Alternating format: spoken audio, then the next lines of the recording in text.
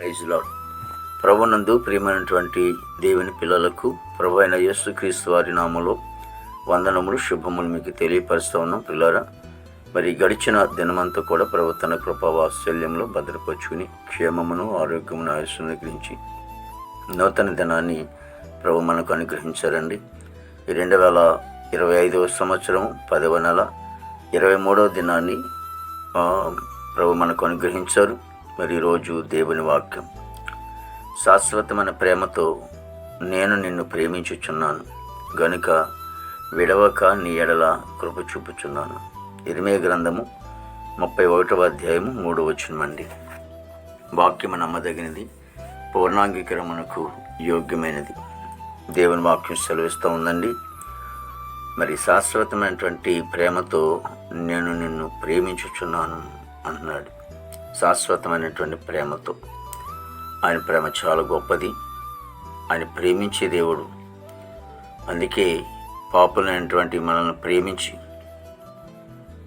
మనము పాపములో జీవిస్తుండగా, మురుకులో జీవిస్తుండగా, హృదయాలోచనలు చెడ్డవైనప్పటికీ దేవుడు మనల్ని ప్రేమించి పరలోకం నుండి, పరిశుద్ధమైన స్థలములో నుండి మన ఏ దీనుల దగ్గరికి, పాపుల దగ్గరికి ఆయన దిగివచ్చి మరి పాపులందరి కొరకు ఆయన కలవరి శిలువలో ప్రాణం పెట్టాడు. ఎందుకంటే ఆయన ఎలాగ పరిశుద్ధుడో మనల్ని కూడా అలా పరిశుద్ధులుగా ఉంచడానికి పాపుల మధ్యకు వచ్చి ఆయన పిలుస్తూ ఉంటున్నాడు. ఎందుకంటే ఆయన నిన్ను నన్ను కూడా ప్రేమించినటువంటి దేవుడు. దేవుని వాక్యం అంటుంది, దేవుడు లోకమును ఎంతో ప్రేమించాడు.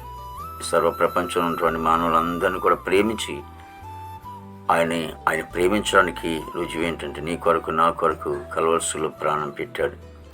ఆయన పరిశుద్ధుడు కాబట్టి నిన్ను నన్ను కూడా పరిశుద్ధిని చేయడానికి, ఆయన వద్దకు వచ్చిన వారు మరి పరిశుద్ధులుగా మార్చబడటానికి, ఆయన రక్తంలో కడగబడి నమ్మి బాప్తిని తీసుకున్నట్లయితే మరి పరిశుద్ధులుగాను, పవిత్రాలుగాను ఉండటానికి అవకాశం ఉంటుంది. ఆయన ప్రేమమయుడు. నిన్ను నన్ను ఎంతగానో ప్రేమించాడు. అంతేకాదు, ఆయన అంటున్నాడు, విడవక నీ ఎడల కృప చూపుచున్నాను అన్నాడు. ఆయన ఎడల, మన ఎడల ఆయన ఎంతగానో కృప చూపిస్తున్నాడు. ఆయన కృపామయుడు, ప్రేమామయుడు. సంహరించడానికో, శిక్షించటానికో ఆయన వచ్చేవాడు కాదు.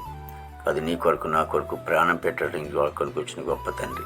మహాపరిశుద్ధుడా, ప్రేమగల తండ్రి, కృపయేసునికి స్తుతులు చెల్లిస్తున్నాం ప్రభు.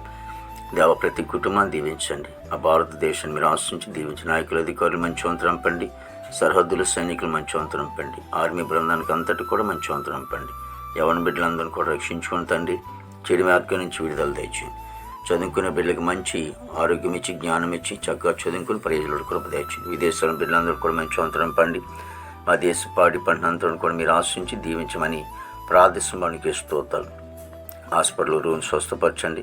జైల్లో ఉన్న బిడ్డలకు విడుదల చేయండి. కోర్టు గొడవలు, కేసు గొడవలను కూడా కొట్టివేసి దేవరక్షణ లేని వారు రక్షణ తెచ్చేయండి. మారు మనసు లేని వారు మారు మంది తెచ్చేయండి. నేను ఇక గృహం లేని వారు గృహం తెచ్చేయండి. వివాహం లేని బిడ్డలకి వివాహం తెచ్చేయండి. గర్భఫలం లేని వారికి గర్భఫలం తెచ్చేయండి. గర్భిణీ చేసి సుఖమైన డెలివరీ తెచ్చింది. తల్లి బిడ్డ క్షేమం తెచ్చింది. తండ్రి ప్రభా, ఈ దినమంతా కొన్ని విశేషమైన గొప్పతో నింపండి. ఆయన ప్రభా, నీ నామానికి మహిమ తెచ్చుకోండి. యేసుక్రీస్తు వారి నామములో అడుగుచున్నాం తండ్రి. ఆమేన్, ఆమేన్, ఆమేన్.